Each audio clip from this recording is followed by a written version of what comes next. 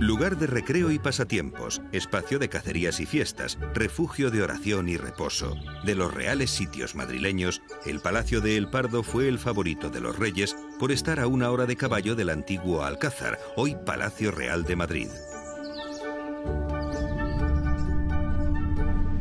Situado a 8 kilómetros de la Puerta del Sol, el distrito de El Pardo es el más grande de la capital de España por sus amplios espacios naturales. Estos jardines eran el antiguo foso de una fortaleza del siglo XIV situada en la llamada Dehesa Vieja o Monte Hueco, junto al río Manzanares, y rodeada por un bosque con abundante caza. Cuenta la leyenda que el oso que mató a Alfonso XI en estos montes es el que aparece en el escudo de Madrid, pero los expertos en heráldica aún discuten si en realidad fue un oso o una osa. En el siglo XV, Enrique IV practicaba en los montes de la fortaleza de El Pardo el arte de la cetrería, modalidad de caza con pájaro muy de moda en la época. Torneos y justas completaban las jornadas. Todos sus sucesores frecuentaron este sitio real. Carlos III, cazador infatigable en el siglo XVIII, se relajaba con monterías en las que podían participar hasta 500 personas. Era el campamento de una corte sin palacio. La caza era más que una diversión.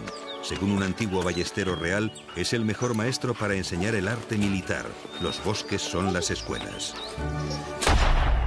El Palacio del Pardo, o mejor dicho, el sitio del Pardo, está vinculado a la corona española, primero castellana, al menos desde Enrique III, si yo no recuerdo mal, que es el que descubre un sitio fantástico para parar allí para cazar, porque aquello era un paraíso cinegético, ¿no?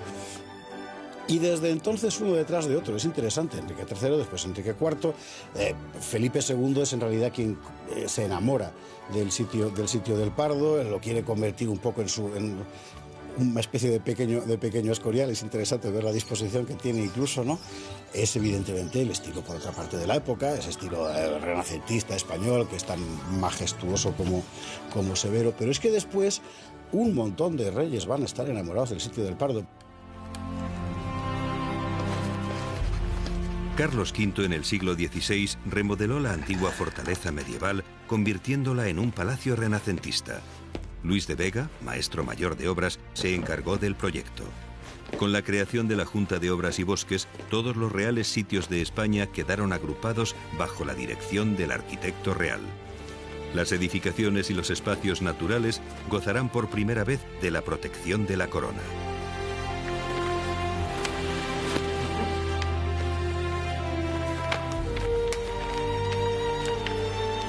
El proyecto consistía en un palacio de planta cuadrada con 4 torreones en las esquinas adelantados a la línea de fachada, con un patio central porticado.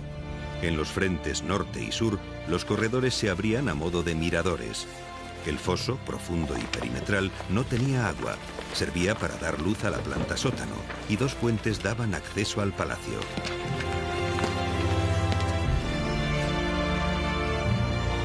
La inscripción original en honor a Carlos V se conserva sobre la portada de piedra del siglo XVI en la entrada oeste del palacio. La sencilla arquitectura de los Austrias se manifestaba en las fachadas de ladrillo visto con un característico tono tostado que contrastaba con el verde pardo del encinar. Carlos V murió sin ver terminado el edificio. Su hijo Felipe II remodeló las cubiertas del Palacio de El Pardo y se inspiró en la arquitectura flamenca. Los tejados tradicionales fueron sustituidos por planchas de pizarra con las que también se cubriría el Escorial. En el Archivo General de Simancas se detallan las exigencias del rey. Para las chimeneas y escaleras, los albañiles serán flamencos y para las torres, artesanos españoles. En la actualidad, el patio de los Borbones es el salón de recepciones en los actos oficiales. En el patio de los Austrias, las columnas que soportan los arcos son jónicas. Los escudos de Borgoña de los pedestales sustentan las columnas dóricas de la galería superior. Por donde hoy caminan los visitantes, antaño lo hacían las camareras de la reina con cestos de ropa o con exquisitas viandas.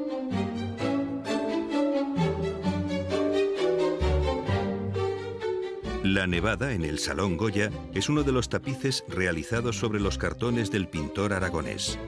La razón por la que los tapices de Goya están en el Pardo se debe al incendio de 1604. Las llamas destruyeron una gran parte de las obras de arte. Milagrosamente se salvaron un fresco de Gaspar Becerra y la obra favorita de Felipe III, conocida como la Venus del Pardo. Cuenta la leyenda que cuando al rey le notificaron la magnitud del incendio, preguntó: ¿se ha quemado la Venus de Tiziano? Al responderle que estaba a salvo, contestó: lo demás no importa, ya se volverá a hacer. Hoy este cuadro está en el Museo del Louvre. Saliendo del Salón de Tapices de Goya, accedemos a la Galería de la Reina. En las pinturas del techo, mediante una especie de relato gráfico compuesto por 12 viñetas, se cuenta la vida de José, hijo de Jacob, uno de los patriarcas bíblicos. Estas pinturas reproducen las originales del siglo XVI y están divididas geométricamente al estilo del Renacimiento.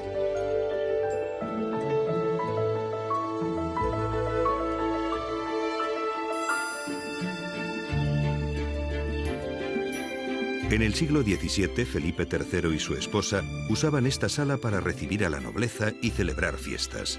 Este rey, poco dado a los asuntos de Estado, prefería la diversión. Su inclinación al juego y la falta de capacidad intelectual decepcionaron a su padre Felipe II, que según cuenta la leyenda llegó a decir: «Dios, que siempre me ha dado tantos reinos, me ha negado un hijo capaz de regirlos». Los frescos originales del siglo XVI, que representan al héroe griego Perseo, estaban ocultos bajo una gruesa capa de yeso en el Torreón Gaspar Becerra y fueron necesarios 4 años para rehabilitarlos.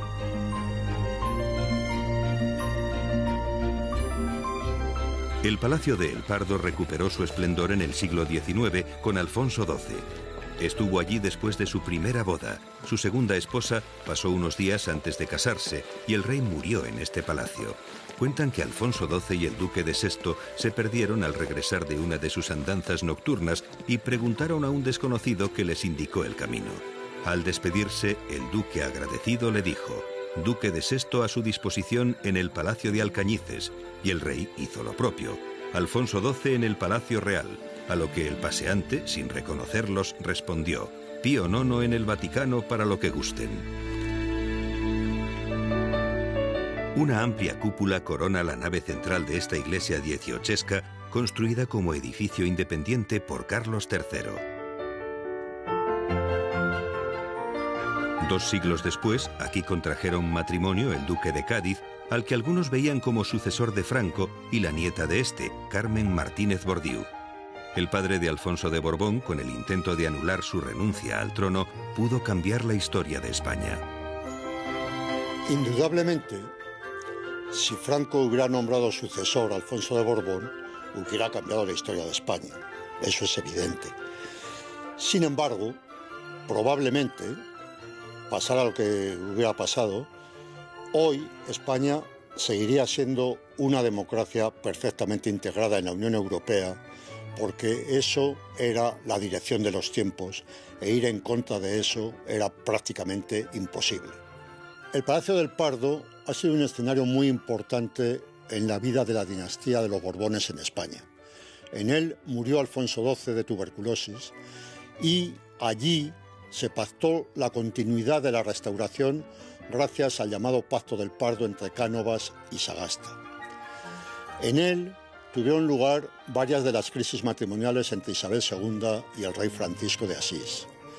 Allí vivió buenas temporadas Fernando VII, pero sobre todo el palacio tuvo su máxima importancia con Carlos III, quien no solo lo remodeló completamente, sino que además vivía cada año 3 meses entre Navidad y la Semana Santa en sus instalaciones. Con la remodelación de Carlos III se habilitó este espacio como teatro de corte. Es uno de los pocos de estas características que se conservan en España. Las obras de teatro sustituían a las cacerías en los días lluviosos. En el teatro de corte del Palacio de El Pardo, en época de Carlos IV, las compañías representaban, entre otras, las obras de Leandro Fernández de Moratín, muy de moda en el siglo XVIII. Su comedia El sí de las niñas, aunque criticaba el matrimonio de conveniencia, con sus enredos y malos entendidos, deleitaba a Carlos IV y su familia.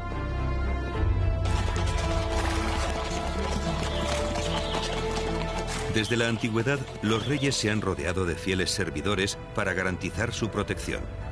Cuando Carlos V llega a España desde Flandes, en el siglo XVI, ya existía una guardia real. Los monteros de Espinosa velaban el sueño del rey. El emperador trajo consigo la llamada Guardia Tudesca y decidió fundar la Guardia Vieja, y tomando hombres de ambas, creó un cuerpo para proteger a los infantes que residieran fuera del Palacio Real. Dentro del recinto del Palacio de El Pardo, la casita del príncipe se construyó para el hijo de Carlos III a escala palaciega en solo un año, en 1783. El vestíbulo de estucos y el salón de terciopelo, con la bóveda alegórica de Maella, muestran un lujo que supera el conservadurismo barroco. La cúpula de mármol del vestíbulo principal es de Juan de Villanueva y le sirvió como ensayo para la del Museo del Prado. La decoración interior, considerada un tesoro único, finalizó cuando el hijo de Carlos III y su esposa eran ya reyes.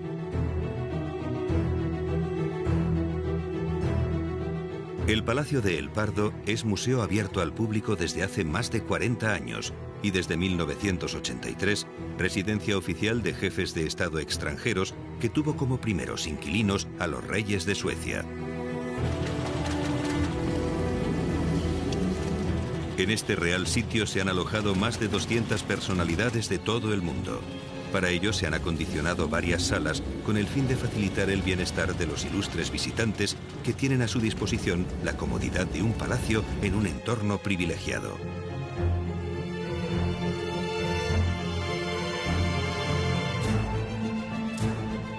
Siendo presidente de la República Manuel Azaña y pocos meses antes de que comenzara la Guerra Civil, se desplazó al palacio para celebrar varias sesiones ministeriales. En el tiempo que pasó en él, disfrutó del paisaje y hasta tal punto le gustó que la idea de volver perduró hasta el final de sus días. En sus memorias, Azaña escribió: «Cuando gane usted la guerra, señor Negrín, me permitirán ustedes que deje de ser presidente de la República a cambio de que me nombren para el cargo que más me gusta, el de guarda mayor y conservador perpetuo de El Pardo, para hacer de él lo que en cualquier país de gusto estaría hecho desde hace mucho tiempo, sin retribución alguna ni otra recompensa que el derecho a vivir en cualquiera de estas casas, no en palacio, ciertamente».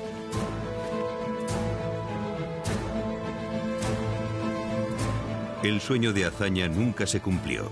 El Palacio de El Pardo fue la residencia oficial de Franco durante 35 años, ya que vivió en él hasta 10 días antes de su muerte. Esta biblioteca está a disposición de las autoridades alojadas en Palacio. Carlos V nunca pudo imaginar que este real sitio acogiera a personalidades internacionales tan variopintas o incluso actos con tanta repercusión social como fue la petición de mano de la actual reina Leticia Ortiz. Pero el emperador estaba muy ocupado para vaticinios, se dedicaba a librar batallas políticas y religiosas para controlar su enorme imperio. El papel histórico de Carlos V es descomunal, no solo en la historia de Europa, sino en la historia del mundo. Carlos V va a ser proclamado emperador, incluso luego coronado por el Papa, y eso le da una especie de autoridad y obligación religiosa que le va a costar pues muchos sudores, puesto que se va a enfrentar con el gran corte que supone las teorías de Lutero a partir de 1517. Se va a encontrar con toda la oposición que procede de los príncipes alemanes, que aprovechan también la reforma luterana para oponerse al emperador. Es importantísimo porque además, y esto conviene recordarlo, él siempre quiso que cuanto antes se celebrara el Concilio de Trento, que fue retrasado por el Papa, y quizás si se hubiera cumplido el deseo del emperador, pues la reforma no hubiera ido tan adelante. Las cualidades de esta joya madrileña de la naturaleza se definieron muy bien en el antiguo códice, donde se relataba el viaje que hizo por España un cardenal que más tarde llegaría a ser papa. La Casa del Pardo la gozan los reyes en los meses de noviembre y diciembre, y en este tiempo se cazan venados, jabalís y gamos en holgura entretenida por ser un sitio apacible.